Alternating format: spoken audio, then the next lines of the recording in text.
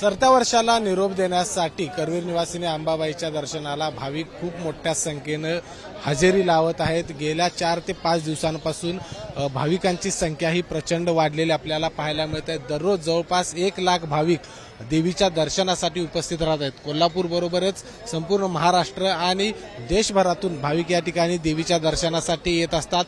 2024 हे वर्ष ज्या पद्धतीनं सुखासमाधानाचं गेलं तशाच पद्धतीचं येणारं वर्ष देखील सुखासमाधानाचं आनंदाचं जावं याच्यासाठी करवीर निवासिनी अंबाबाईला साकडे घालण्यासाठी ही सगळी मंडळी आहेत, भाविक आहेत, ते आलेले आपल्याला पाहायला मिळतात।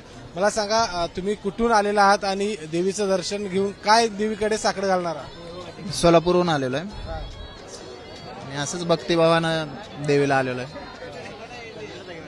नवीन वर्ष कसं जावं असं देवीला साकडे घालणार? नवीन वर्ष सुखासमाधानाने जावं अशी देवाकडे मी प्रार्थना करणार आहे देवीकडे। वेगवेगळ्या ठिकाणाहून भाविक हे देवीच्या दर्शनासाठी आलेले आहेत आणि येणारं वर्ष देखील हे सुखासमाधानाचं जावं, आनंदाचं जावं यासाठी या ठिकाणी भाविक देवीला साकडं घालताना पाहायला मिळत आहेत।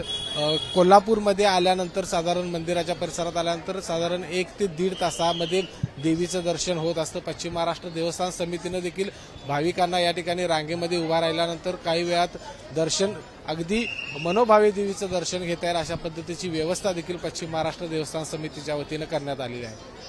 कॅमेरामन निलेश शेवाळे सह विजय केसरकर, एबीपी माझा, कोल्हापूर। एबीपी माझा, उघडा डोळे बघा नीट।